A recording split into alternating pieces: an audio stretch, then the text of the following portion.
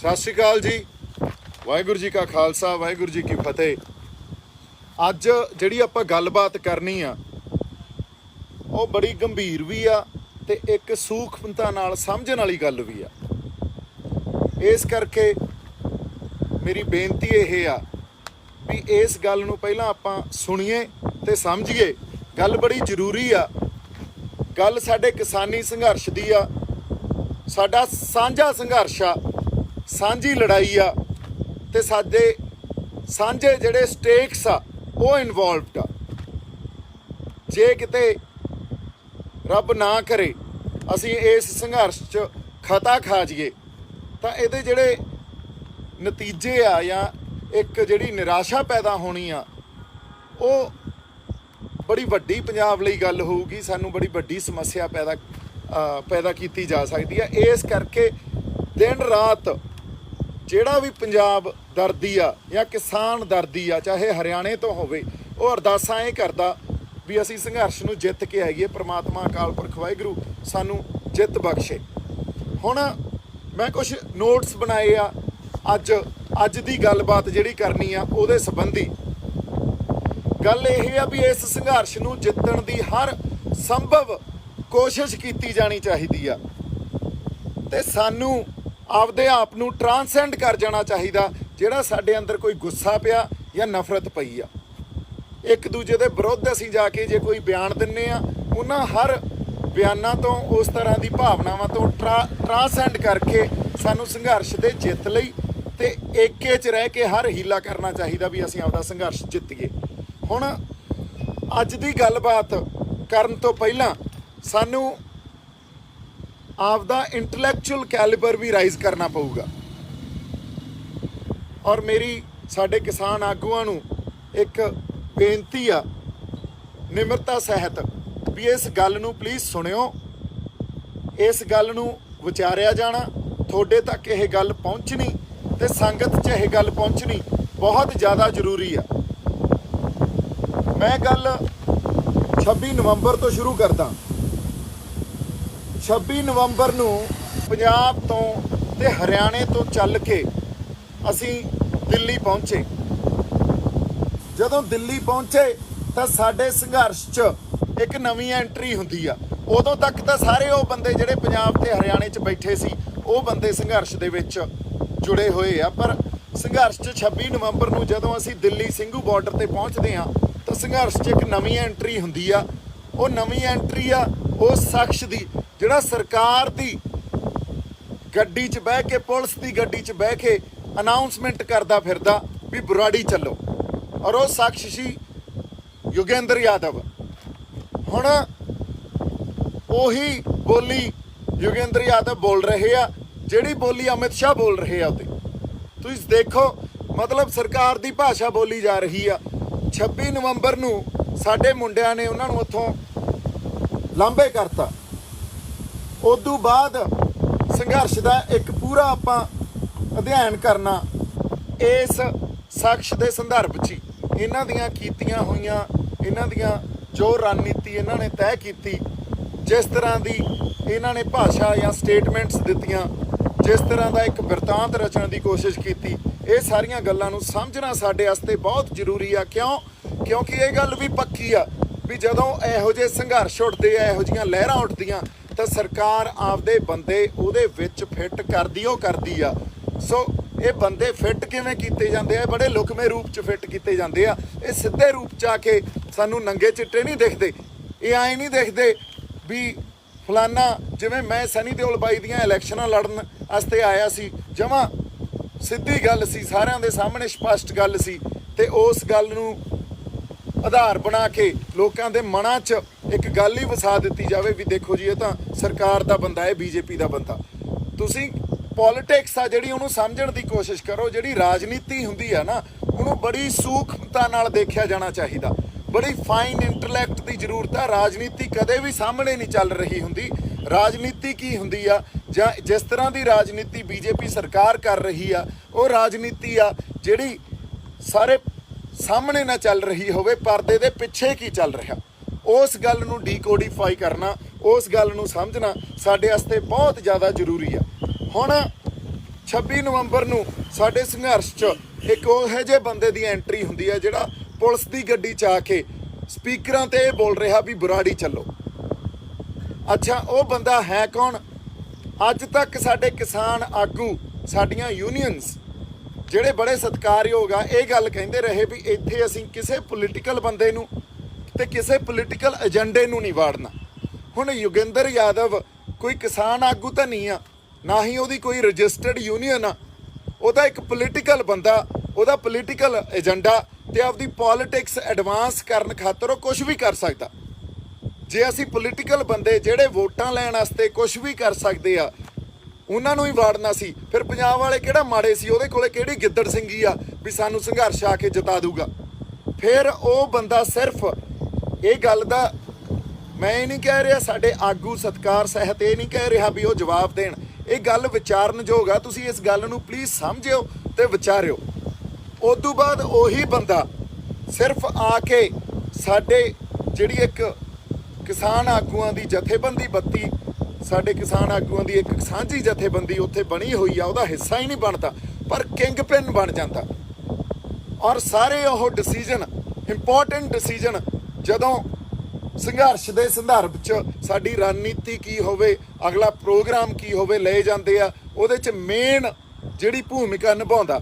ਹੁਣ ਇਸ ਗੱਲ ਨੂੰ ਜੇ ਅਸੀਂ ਵਿਚਾਰਦੇ ਆ ਵੀ ਉਹ ਬੰਦਾ ਨਾ ਤਾਂ ਕਿਸਾਨ ਆਗੂ ਆ, ਨਾ ਉਹਦੀ ਕੋਈ ਕਿਸਾਨ ਯੂਨੀਅਨ ਆ, ਔਰ ਉਹ ਬੰਦਾ ਆ ਕੇ ਸਾਡਾ ਕਿੰਗ ਪਿਨ ਬਣ ਗਿਆ। ਉਹ ਮੇਨ ਇੱਕ ਸੈਂਟਰ ਸਟੇਜ ਲੈ ਜਾਂਦਾ, ਸਾਡੇ ਆਗੂ ਉਹਦੇ ਸਾਹਮਣੇ ਬੈਠੇ ਹੁੰਦੇ ਆ ਤੇ ਉਹ ਕੁਰਸੀ ਤੇ ਬੈਠਾ ਹੁੰਦਾ। ਦੇਖੋ ਤੁਸੀਂ ਪੋਜੀਸ਼ਨਿੰਗ ਦੇਖੋ ਕਿਵੇਂ ਉਹਦੀ ਕੀਤੀ ਗਈ ਆ ਅੰਦਰ ਸਾਡੇ। ਫਿਰ ਸਿੱਧਾ ਮੈਂ ਆਉਣਾ ਉਹਨਾਂ ਸਟੇਟਮੈਂਟਸ ਤੇ ਜਿਹੜੀਆਂ ਉਹ ਵਾਰ-ਵਾਰ ਸੰਘਰਸ਼ ਦੇ ਦੌਰਾਨ ਦਿੰਦਾ ਗਿਆ। ਪੰਜਾਬ ਜਾਂ ਪੰਜਾਬ ਦੇ ਲੋਕਾਂ ਦੇ ਹੱਥ ਜਾਂ ਕਿਸਾਨੀ ਸੰਘਰਸ਼ ਦੇ ਹਿੱਤ 'ਚ ਕੋਈ ਵੀ ਸਟੇਟਮੈਂਟ ਨਹੀਂ ਸੀ। ਹਰ ਸਟੇਟਮੈਂਟ ਦੇ ਵਿੱਚ ਕੋਈ ਨਾ ਕੋਈ ਉਹਨੇ ਆਪਦਾ ਪੈਂਤੜਾ ਖੇਡਣਾ। ਔਰ ਸਿੱਧੀ ਗੱਲ ਕਰੀਏ, ਜੇ 26 ਜਨਵਰੀ ਵਾਲੀ ਜਿਹੜੀ ਪ੍ਰੈਸ ਕਾਨਫਰੰਸ ਹੋਈ, ਜਿੱਥੇ ਸਾਡੇ ਕਿਸਾਨ ਆਗੂਆਂ ਨੇ, ਹਾਲਾਂਕਿ ਇਹ ਗੱਲ ਸਾਡੇ ਲਈ ਵਾਚਣੀ ਤੇ ਸਮਝਣੀ ਬਹੁਤ ਜ਼ਰੂਰੀ ਆ, ਸਾਡੇ ਬੰਦੇ ਸਾਡੇ ਕਿਸਾਨ ਆਗੂਆਂ ਨੂੰ ਮਿਲ ਕੇ ਆਏ ਔਰ ਉਹਨਾਂ ਨੇ ਇਹ ਗੱਲ ਮੰਨੀ ਵੀ ਸਾਡਾ 26 ਜਨਵਰੀ ਵਾਲਾ ਪ੍ਰੋਗਰਾਮ ਜਿਹੜਾ ਦਿੱਤਾ ਹੋਇਆ ਉਹ ਸਾਡਾ ਪ੍ਰੋਗਰਾਮ ਸੀ ਨਹੀਂ, ਉਹ ਕਿਸਾਨਾਂ ਦਾ ਪ੍ਰੋਗਰਾਮ ਨਹੀਂ ਸੀ, ਉਹ ਤਾਂ ਸਾਡੇ ਤੋਂ ਰਖਵਾਇਆ ਗਿਆ। ਫਿਰ ਰਖਵਾਇਆ ਕਿਹਨੇ ਗਿਆ? ਉਸੇ ਬੰਦੇ ਨੇ, ਉਸੇ ਸ਼ਖਸ ਨੇ ਜਿਹਨੇ 26 ਨਵੰਬਰ ਦੇ ਪ੍ਰੋਗਰਾਮ ਦੇਣ ਖਾਤਰ ਪ੍ਰੈਸ ਕਾਨਫਰੰਸ ਕੀਤੀ। ਉਸ ਪ੍ਰੈਸ ਕਾਨਫਰੰਸ ਦੇ ਵਿੱਚ ਉਹ ਸੈਂਟਰ ਸਟੇਜ ਤੇ ਬੈਠਾ ਸੀ, ਮੀਡੀਆ ਨੂੰ ਸੰਬੋਧਨ ਹੀ ਉਹ ਕਰ ਰਿਹਾ ਸੀ। ਇਹਦਾ ਮਤਲਬ ਯੋਗਿੰਦਰ ਯਾਦਵ ਇਹ ਪ੍ਰੋਗਰਾਮ ਚਾਹੁੰਦਾ ਸੀ ਵੀ 26 ਜਨਵਰੀ ਵਾਲਾ ਪ੍ਰੋਗਰਾਮ ਰੱਖਿਆ ਜਾਵੇ, ਔਰ ਉਹਦੇ ਜਿਹੜੀਆਂ ਤਾਰਾਂ ਕਿੱਥੇ ਜੁੜੀਆਂ ਸੀ? ਤਾਰਾਂ ਜੁੜੀਆਂ ਸੀ ਸਰਕਾਰ ਨਾਲ, ਕਿਉਂਕਿ ਸਰਕਾਰ ਚਾਹੁੰਦੀ ਸੀ ਵੀ 26 ਜਨਵਰੀ ਵਾਲਾ ਪ੍ਰੋਗਰਾਮ ਰੱਖਿਆ ਜਾਵੇ।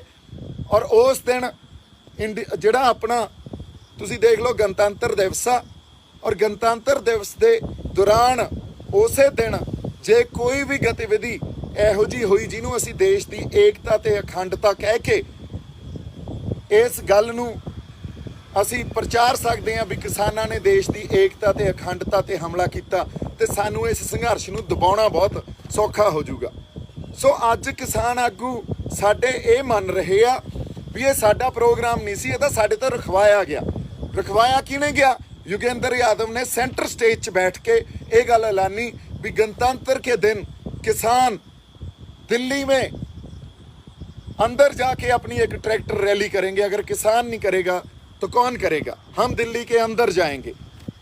उदू बाद तुसीं ये वेखो ਜਿਹੜੀਆਂ ਪੁਲਿਸ ਨਾਲ दिल्ली पुलिस नाल मीटिंग्स हो रही सी, नैगोशिएशन चल रही सी, ਉਹਦੇ 'ਚ भी योगेंद्र यादव शामिल सी और ਉੱਥੇ ਇਹ ਸਹਿਮਤੀ ਬਣਾਈ ਜਾ ਰਹੀ ਸੀ ਵੀ ਜਿਹੜਾ ਰਿੰਗ ਰੋਡ ਦੀ ਗੱਲ ਕੀਤੀ ਆ ਉਹ ਰਿੰਗ ਰੋਡ ਨਹੀਂ ਜਾਵਾਂਗੇ, ਕਿਸੇ ਹੋਰ ਰੂਟ ਤੇ ਤੁਹਾਨੂੰ ਜਾਣ ਨੂੰ ਕਿਹਾ ਜਾਊਗਾ। ਤੇ योगेंद्र यादव ਨੂੰ ਇਸ ਗੱਲ ਦੀ ਜਾਣਕਾਰੀ ਸੀ ਵੀ ਰੂਟ ਕੋਈ ਹੋਰ ਹੋਊਗਾ, ਪਰ योगेंद्र यादव ने 24 ਤਰੀਕ ਤਾਈਂ 25 ਤਰੀਕ ਤਾਈਂ ਆਪਦੇ ਪੱਤੇ ਹੀ ਨਹੀਂ ਖੋਲੇ। क्यों नहीं खोले? और उन्होंने पता सी इस गल का, इस मानसिकता का पता सी भी जे लास्ट टाइम जाके असीं ये जिहड़ी गल संगत दे सामने लियावांगे भी असीं जिहड़े रूट ते जा रहे हैं वो कोई होर रूट आ, वो रिंग रोड नहीं आ। उदों तक उस बंदे ने जानते हुए भी ये गल कहंदा रहा भी गणतंत्र के दिवस किसान दिल्ली में जाके परेड करेगा। और 25 तरीक ਨੂੰ ਆ ਕੇ किसान ਜਥੇਬੰਦੀਆਂ ਨੂੰ ਜਦੋਂ ਇਹੋ ਜੀ ਕੋਈ ਗੱਲ ਕਰਨੀ ਹੋਵੇ ਸਾਡੇ ਆਗੂਆਂ ਨੂੰ ਅੱਗੇ ਕਰ ਦਿੰਦਾ ਸੀ।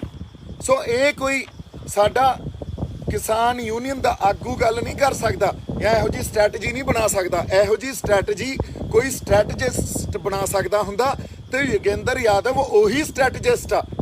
ਹਮੇਸ਼ਾ ਉਹਨੇ ਅੱਜ ਤੱਕ ਪੰਜਾਬ ਵਿਰੋਧੀ ਸਟੈਂਡ ਲਿਆ, ਹਮੇਸ਼ਾ ਉਹਨੇ ਅੱਜ ਤੱਕ ਤੁਸੀਂ ਇਹ ਵੇਖ ਲਓ ਆਪਦੀਆਂ ਵੋਟਾਂ ਨੂੰ ਜਾਂ ਆਪਦੀ ਪੋਲਿਟਿਕਸ ਨੂੰ ਮੂਹਰੇ ਰੱਖ ਕੇ ਫੈਸਲੇ ਲਏ ਆ। ਉਹਦੀ ਪੋਲਿਟਿਕਸ ਐਡਵਾਂਸ ਕਰਨਾ ਉਹਦਾ ਮੇਨ ਮਕਸਦ ਹੁੰਦਾ।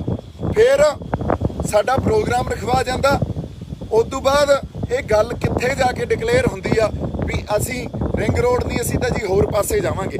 ਜਦੋਂ ਸਾਡੇ ਨਵਦੀਪ ਨੇ ਪੱਤਰਕਾਰ ਨੇ ਤੱਥਾਂ ਸਹਿਤ ਸਬੂਤਾਂ ਸਹਿਤ ਇਹ ਗੱਲ ਕਹੀ ਵੀ ਦੂਜੇ ਰੂਟ ਤੇ ਤਾਂ ਪੈਟਰੋਲ ਬੰਬ ਐਸਿਡ ਬੰਬ ਲੈ ਕੇ ਬੈਠੇ ਸੀ ਅਗਲੇ, ਉਸ ਗੱਲ ਤੇ ਯੋਗੇਂਦਰ ਯਾਦਵ ਦੀ ਸਾਇਲੈਂਸ, ਅੱਜ ਤੱਕ ਇੱਕ ਲਫ਼ਜ਼ ਨਹੀਂ ਬੋਲਿਆ ਉਸ ਗੱਲ ਲਈ। ਫਿਰ ਅਗਲੀ ਗੱਲ ਦੇਖ ਲਓ ਤੁਸੀਂ, ਦੂਜੇ ਰੂਟ ਤੇ ਸਾਨੂੰ ਲਿਜਾਣਾ ਸਰਕਾਰ ਦਾ ਇੱਕ ਟਰੈਪ ਸੀ। ਦੇਸ਼ ਦੀ ਏਕਤਾ ਤੇ ਅਖੰਡਤਾ ਤੇ ਉਹਨਾਂ ਨੇ ਇੱਕ ਇਸ਼ੂ ਬਣਾਉਣਾ ਸੀ। ਯੋਗੇਂਦਰ ਯਾਦਵ ਨੇ ਮੋਟੀ ਤੇ ਮੋਹਰੀ ਭੂਮਿਕਾ ਨਿਭਾਈ ਆ ਉਸ ਟਰੈਪ ਦੇ ਵਿੱਚ, ਸਾਨੂੰ ਉਸ ਟਰੈਪ 'ਚ ਫਸਾਉਣ ਖਾਤਰ। ਤੇ ਉਹਨਾਂ ਨੇ ਟੂਲ ਕਿਹਨੂੰ ਬਣਾਇਆ? ਟੂਲ ਬਣਾਇਆ ਸਾਡੇ ਜਥੇਬੰਦੀਆਂ ਦੇ ਆਗੂਆਂ ਨੂੰ, ਕਿਉਂਕਿ ਉਹ ਵਾਕਈ ਸਾਡੇ ਜਥੇਬੰਦੀਆਂ ਦੇ ਆਗੂ ਇਮਾਨਦਾਰ ਆ, ਇਮਾਨਦਾਰੀ ਨਾਲ ਸੰਘਰਸ਼ ਲੜ ਰਹੇ ਆ। ਤੇ ਉਹਨਾਂ ਨੇ ਇੱਕ ਬੰਦੇ ਤੇ ਭਰੋਸਾ ਕੀਤਾ, ਉਸ ਬੰਦੇ ਨੇ ਜਿਵੇਂ ਪਿੱਠ 'ਚ ਨਹੀਂ ਛੁਰਾ ਆਪਾਂ ਐ ਘੋਪਦੇ ਹੁੰਦੇ, ਉਹ ਗੱਲ ਕੀਤੀ ਆ ਸਾਡੇ ਨਾਲ। ਉਸ ਤੋਂ ਬਾਅਦ ਸਾਡਾ ਰਣਜੀਤ ਜਿਹੜਾ ਪੁਲਿਸ ਵਾਲਿਆਂ ਨਾਲ ਜਦੋਂ ਧਰਨੇ ਤੇ ਹਮਲਾ ਹੋਇਆ ਤੇ ਪੁਲਿਸ ਵਾਲਿਆਂ ਨਾਲ ਲੜ ਪਿਆ, ਰਣਜੀਤ ਦੇ ਹੱਕ 'ਚ ਤਾਂ ਗੱਲ ਕੀ ਕਹਿਣੀ ਸੀ, ਰਣਜੀਤ ਦੇ ਉਲਟ ਪੁਲਿਸ ਨਾਲ ਜਾ ਕੇ ਇਹ ਗੱਲ ਕੀਤੀ ਵੀ ਤੁਸੀਂ ਤਾਂ ਆਪਦਾ ਕੰਮ ਕਰ ਰਹੇ ਸੀ, ਉਹ ਬੰਦਾ ਜਿਹੜਾ ਤੁਹਾਡੇ ਨਾਲ ਲੜਿਆ ਉਹ ਤਾਂ ਸਾਡਾ ਬੰਦਾ ਹੀ ਨਹੀਂ ਸੀ। ਸੋ ਵੇਖ ਲਓ, ਜਦੋਂ ਇਹ ਬੰਦੇ ਸਟੇਟਮੈਂਟਸ ਦਿੰਦੇ ਆ ਤੇ ਅਸੀਂ ਹਜੇ ਤੱਕ ਇਹਨਾਂ ਗੱਲਾਂ ਨੂੰ ਸੰਗਤ ਦੇ ਸਾਹਮਣੇ ਨਾ ਲੈ ਕੇ ਆਈਏ। ਅਗਲੀ ਗੱਲ, ਇਹ ਗੱਲ ਜਿਹੜੀ ਆ ਨਾ ਹੁਣ ਆਪਾਂ ਕਿਉਂ ਕਰ ਰਹੇ ਹਾਂ, 26 ਤਰੀਕ ਨੂੰ ਦੇਸ਼ ਦੀ ਏਕਤਾ ਤੇ ਅਖੰਡਤਾ, ਹਾਲਾਂਕਿ ਅਸੀਂ ਕਦੇ ਵੀ ਦੇਸ਼ ਦੀ ਏਕਤਾ ਤੇ ਅਖੰਡਤਾ ਦੇ ਖਿਲਾਫ ਹੋ ਹੀ ਨਹੀਂ ਸਕਦੇ, ਅਸੀਂ ਹਿੰਸਕ ਹੋ ਹੀ ਨਹੀਂ ਸਕਦੇ। ਅਸੀਂ ਪੀਸਫੁਲ ਸੀ, ਜਾਬਤੇ 'ਚ ਰਹਿ ਕੇ ਅਸੀਂ ਇੱਕ ਸੰਘਰਸ਼ ਲੜਿਆ ਔਰ ਉੱਥੇ ਜੋ ਗੱਲ ਹੋਈ ਆ ਉੱਥੇ ਸੰਗਤ ਰੂਪੀ ਗੱਲ ਹੋਈ ਆ। ਨਾ ਦੀਪ ਸਿੱਧੂ ਦਾ ਉਹਦੇ 'ਚ ਕੋਈ ਯੋਗਦਾਨ ਸੀ, ਨਾ ਲੱਖੇ ਦਾ ਯੋਗਦਾਨ ਸੀ। ਉਹ ਤਾਂ ਵਿਚਾਰੇ ਆਪਦੇ ਹਿਸਾਬ ਨਾਲ ਜਿੰਨਾ ਕੁ ਅਸੀਂ ਕਰ ਸਕਦੇ ਸੀ ਸੰਘਰਸ਼ 'ਚ ਅਸੀਂ ਆਪਦਾ ਯੋਗਦਾਨ ਪਾਇਆ।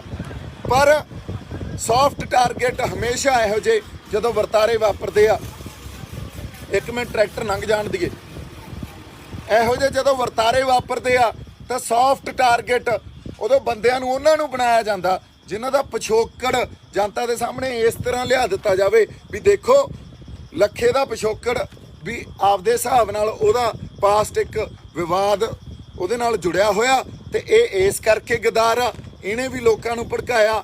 ਤੇ ਦੀਪ ਸਿੱਧੂ ਤਾਂ ਬੀਜੇਪੀ ਦੀ ਇਲੈਕਸ਼ਨ ਲੜ ਕੇ ਗਿਆ, ਹਾਲਾਂਕਿ ਬੀਜੇਪੀ ਨਾਲ ਮੇਰਾ ਜ਼ਿੰਦਗੀ ਭਰ ਕੋਈ ਸੰਬੰਧ ਨਹੀਂ ਰਿਹਾ, ਉਸ ਇਲੈਕਸ਼ਨ ਦੇ ਦੌਰਾਨ ਵੀ ਕੋਈ ਸੰਬੰਧ ਨਹੀਂ ਸੀ। ਔਰ ਉਹੀ ਫੋਟੋਆਂ ਦਿਖਾ ਹੋਰ ਕੋਈ ਆਧਾਰ ਹੀ ਨਹੀਂ ਆ। ਲੈ ਮੈਂ ਅੱਜ ਕਹਿੰਦਾ ਤੁਸੀਂ ਪ੍ਰੂਵ ਕਰ ਦਿਓ ਤੇ ਮੈਂ ਪੰਜਾਬ ਦੀ ਧਰਤੀ ਛੱਡ ਜੂੰਗਾ, ਮੁੜ ਕੇ ਕਦੇ ਮੁੜੂੰਗਾ ਨਹੀਂ। ਪਰ ਕਿਸੇ ਕੋਲੇ ਕੋਈ ਆਧਾਰ ਨਹੀਂ ਆ, ਕੋਈ ਤੱਥ ਨਹੀਂ ਆ, ਇੱਕ ਸਿਰਫ ਉਹ ਫੋਟੋਆਂ ਸਨੀ ਦਿਓਲ ਦੇ ਇਲੈਕਸ਼ਨ ਵਾਲੀਆਂ ਦਿਖਾ ਕੇ। ਸੋ ਉਹ ਫੋਟੋਆਂ ਦਿਖਾ ਕੇ ਕਿਵੇਂ ਸਾਡੀ ਜਨਤਾ ਨੂੰ ਕਿਵੇਂ ਮੂਰਖ ਬਣਾਉਂਦੇ ਆ, ਕਿਵੇਂ ਉਹਨਾਂ ਨੂੰ ਆਪਦੀ ਮਾਨਸਿਕਤਾ ਤੇ ਉਹ ਸੋਸ਼ਲ ਟੈਰਰ ਪੈਦਾ ਕਰਦੇ ਆ ਵੀ ਬਹੁਤ ਕੁਝ ਗਲਤ ਹੋ ਗਿਆ। ਇਹ ਤਾਂ ਦੇਖੋ ਦੇਸ਼ ਦੀ ਏਕਤਾ ਤੇ ਅਖੰਡਤਾ ਤੇ ਗੱਲ ਆ ਗਈ। ਹਾਲਾਂਕਿ ਕਿਸਾਨਾਂ ਵੱਲੋਂ ਜੋ ਉੱਥੇ ਸਾਡੇ ਸੰਘਰਸ਼ੀ ਬੰਦੇ ਗਏ ਸੀ ਉਹਨਾਂ ਵੱਲੋਂ ਕੋਈ ਹਿੰਸਾ ਨਹੀਂ ਕਿਸੇ ਨੇ ਭੜਕਾਈ, ਕਿਸੇ ਤਰ੍ਹਾਂ ਦੀ ਗੱਲਬਾਤ ਨਹੀਂ ਹੋਈ। ਜੋ ਉੱਥੇ 10-12 ਮਿੰਟ ਉੱਥੇ ਮਾਰਕੁੱਟ ਹੋਈ ਆ, ਉਹ ਪਹਿਲਾਂ ਪੁਲਿਸ ਨੇ ਲਾਠੀ ਚਾਰਜ ਸ਼ੁਰੂ ਕੀਤਾ, ਸਾਡੇ ਬੰਦਿਆਂ ਨੇ ਉਲਟਾ ਪੁਲਿਸ ਵਾਲੇ ਜਦੋਂ ਨਿਹੰਗ ਸਿੰਘ ਉਹਨਾਂ ਦੇ ਡੈਫੀਨਿਟਲੀ ਰਿਟੈਲੀਏਟ ਕੀਤਾ ਨਿਹੰਗ ਸਿੰਘਾਂ ਨੇ, ਤੇ ਉਸ ਟਾਈਮ ਜਦੋਂ ਪੁਲਿਸ ਵਾਲੇ ਸਾਡੇ ਛਾਲਾਂ ਵੀ ਮਾਰ ਰਹੇ ਸੀ ਸਾਡੇ ਬੰਦਿਆਂ ਨੇ ਉੱਤੇ ਲਿਟ ਬਚਾਏ ਆ। ਸੋ ਅਸੀਂ ਤਾਂ ਹਿੰਸਕ ਹੈ ਹੀ ਨਹੀਂ ਸੀ ਔਰ ਨਾ ਕੋਈ ਇਹ ਪ੍ਰੀ ਪਲਾਨਡ ਗੱਲ ਸੀ, ਨਾ ਕੋਈ ਇਹਦੇ 'ਚ ਇੱਕ ਦੂਜੇ ਨੂੰ ਕੋਈ ਇਹ ਮਿੱਥ ਕੇ ਗਿਆ ਸੀ ਵੀ ਚੱਲੀਏ। ਇਹ ਤਾਂ ਗੱਲ ਉੱਥੇ ਚਾਣਚੱਕ ਹੋਈ ਆ ਔਰ ਚਾਣਚੱਕ ਅੱਜ ਤੱਕ ਇਹ ਤਾਂ ਤੱਥਾਂ ਦੇ ਤੇ ਸਬੂਤਾਂ ਤੇ ਆਧਾਰ ਤੇ ਸਾਹਮਣੇ ਆ ਚੁੱਕੀਆਂ ਗੱਲਾਂ। ਦੀਪ ਸਿੱਧੂ ਦੀ ਬੇਲ ਆ ਜਿਹੜੀ ਉਹ 9ਵੀਂ ਜਾਂ 10ਵੀਂ ਬੇਲ ਹੁੰਦੀ ਆ, ਉਦੋਂ ਪਹਿਲਾਂ 9 ਬੇਲਾਂ ਹੋ ਜਾਂਦੀਆਂ। ਦੱਸੋ ਵੀ ਦੀਪ ਸਿੱਧੂ ਦੇ ਖਿਲਾਫ ਅੱਜ ਪੁਲਿਸ ਕੋਲੇ ਵੀ ਕੁਛ ਨਹੀਂ ਆ, ਸਰਕਾਰ ਕੋਲੇ ਵੀ ਕੁਝ ਨਹੀਂ ਆ, ਇੰਨੀ ਨੇਰਗਰਦੀ ਤਾਂ ਨਹੀਂ ਹੈ ਨਾ ਵੀ ਕੁਝ ਕ੍ਰੀਏਟ ਕਰ ਦੇਣਗੇ। ਕੁਝ ਗਲਤ ਨਹੀਂ ਕੀਤਾ, ਪਰ ਦੋ ਬੰਦੇ, ਦੋ ਸੌਫਟ ਟਾਰਗੇਟ ਲੱਭੇ ਗਏ, ਇੱਕ ਲੱਖਾ ਤੇ ਇੱਕ ਮੈਂ, ਦੋਨਾਂ ਤੇ ਸਭ ਕੁਝ ਥੋਪਿਆ ਗਿਆ। ਪਰ ਐਕਚੁਅਲੀ ਪਲਾਂਟਡ ਬੰਦਾ ਕੌਣ ਆ? ਔਰ ਸਾਡੀਆਂ ਜਥੇਬੰਦੀਆਂ ਨੂੰ, ਸਾਡੇ ਕਿਸਾਨ ਆਗੂਆਂ ਨੂੰ ਮੈਂ ਬੇਨਤੀ ਕਰਦਾ, ਇਸ ਗੱਲ ਨੂੰ ਸਮਝਿਓ, ਪਲਾਂਟਡ ਬੰਦਾ ਕੌਣ ਆ। ਅੱਜ ਤੁਹਾਡੇ ਨਾਲ ਗੱਲ ਹੋ ਗਈ ਆ, ਇਸ ਤੋਂ ਬਾਅਦ ਤਾਂ ਮੇਰੇ ਕੋਈ ਸ਼ਬਦ ਬੋਲਣੇ ਕੋਈ ਬਾਹਲੇ ਮਹਿਣੇ ਨਹੀਂ ਰੱਖਦੇ। ਸਾਨੂੰ ਆਪਸ ਵਿੱਚ ਲੜ ਕੇ, ਆਪਸ ਇੱਕ ਦੂਜੇ ਦੇ ਵਿਰੁੱਧ ਬਿਆਨ ਦੇ ਕੇ ਇਹ ਸਾਡਾ ਫੋਕਸ ਪੁਆਇੰਟ ਲੂਜ਼ ਕਰਾਉਣਾ ਚਾਹੁੰਦੇ ਆ। ਸਰਕਾਰਾਂ ਚਾਹੁੰਦੀਆਂ ਸਾਡਾ ਏਕਾ ਨਾ ਬਣੇ। ਮੈਂ ਕਿਸਾਨ ਜਥੇਬੰਦੀਆਂ ਨੂੰ ਤੇ ਸਾਡੇ ਆਗੂਆਂ ਨੂੰ ਇਹ ਬੇਨਤੀ ਕਰਦਾ ਵੀ ਏਕੇ 'ਚ ਰਹਿ ਕੇ ਚੱਲੀਏ। ਫਿਰ ਉਹੀ ਸੰਘਰਸ਼ ਦੇ ਵਿੱਚ ਇੱਕ ਵਾਰੀ ਤੁਸੀਂ ਵੇਖਿਓ ਕਿਵੇਂ ਹੌਸਲਾ ਤੇ ਉਹੀ ਹਿੰਮਤ ਆ ਜਾਣੀ ਆ। ਉੱਥੇ ਉਹੀ ਜਿਹੜਾ ਇੱਕ ਜਿਹੜੀ ਆਪਾਂ ਕਹਿ ਸਕਦੇ ਹਾਂ ਵੀ ਪ੍ਰਮਾਤਮਾ ਦੀ ਇੱਕ ਜਿਹੜੀ ਵਾਸ ਸੀ ਉਹ ਵਸਣਾ। ਤੁਸੀਂ ਸਾਰੀਆਂ ਗੱਲਾਂ ਨੂੰ ਸਮਝਦੇ ਹੋਏ ਗੱਲਾਂ ਨੂੰ ਵਿਚਾਰਿਓ ਜ਼ਰੂਰ। ਇਹਨਾਂ ਗੱਲਾਂ ਨੂੰ ਸੰਗਤ 'ਚ ਤੇ ਤੁਹਾਡੇ 'ਚ ਲੈ ਕੇ ਜਾਣਾ ਬਹੁਤ ਜ਼ਰੂਰੀ ਸੀ। ਮੈਂ ਤੁਹਾਡਾ ਸੋਲਜਰ ਹਾਂ, ਹਮੇਸ਼ਾ ਹੀ ਰਹਾਂਗਾ। ਔਰ ਜੇ ਕਿਤੇ ਕੋਈ ਖਤਾ ਹੋਈ ਹੋਵੇ ਉਹਦੇ ਲਈ ਤੁਸੀਂ ਮੈਨੂੰ ਝਿੜਕ ਸਕਦੇ ਹੋ, ਕੁਝ ਵੀ ਇਹ ਗੱਲਾਂ ਸਾਹਮਣੇ ਬਿਠਾ ਕੇ ਕਰ ਸਕਦੇ ਹੋ। ਪਰ ਹੁਣ ਅਸੀਂ ਇੰਨੇ ਨਿਰਦਈ ਤੇ ਇੰਨੇ ਆਪਾਂ ਉਹ ਕਹਿ ਲਓ ਵੀ ਅਕ੍ਰਿਤਿਕ ਨਾ ਬਣੀਏ ਸਾਡੇ ਲੋਕਾਂ ਪ੍ਰਤੀ ਤੇ ਸਾਡੀ ਧਰਤੀ ਪ੍ਰਤੀ, ਕਿਉਂਕਿ ਜਿਹੜੇ ਲੋਕ ਉੱਥੇ ਬੈਠੇ ਆ, ਜਿਹੜੇ ਪਿੰਡਾਂ 'ਚ ਬੈਠੇ ਆ, ਇਹ ਤਾਂ ਉਹਨਾਂ ਦਾ ਸੰਘਰਸ਼ ਆ, ਉਹਨਾਂ ਦੀ ਤਪੱਸਿਆ। ਅਸੀਂ ਆਪਸ 'ਚ ਕੋਈ ਨਫ਼ਰਤ ਜਾਂ ਗੁੱਸਾ ਰੱਖ ਕੇ ਇਸ ਸੰਘਰਸ਼ ਨੂੰ ਕਿਸੇ ਹੋਰ ਪਾਸੇ ਨਾ ਲੈ ਕੇ ਜਾਈਏ। ਸਾਡੇ ਆਗੂਆਂ ਨੂੰ ਬੇਨਤੀ ਹੈ, ਤੁਸੀਂ ਬੜੀ ਇਮਾਨਦਾਰੀ ਨਾਲ ਤੇ ਬੜੀ ਸਿੰਸੈਰਿਟੀ ਨਾਲ ਸੰਘਰਸ਼ ਲੜਿਆ, ਪਰ ਕਈ ਗੱਲਾਂ 'ਚ ਤੁਸੀਂ ਵੀ ਇਹ ਗੱਲਾਂ ਬੁੱਝ ਨਹੀਂ ਪਾਏ।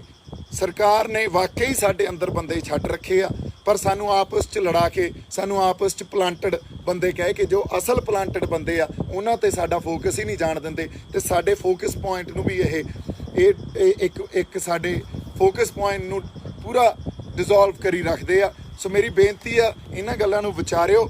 ਮੇਰੇ ਵੱਲੋਂ ਬਹੁਤ ਸਾਰਾ ਪਿਆਰ ਤੇ ਸਤਿਕਾਰ। ਜਿਉਂਦੇ ਵਸਦੇ ਰਹੋ। ਵਾਹਿਗੁਰੂ ਜੀ ਕਾ ਖਾਲਸਾ, ਵਾਹਿਗੁਰੂ ਜੀ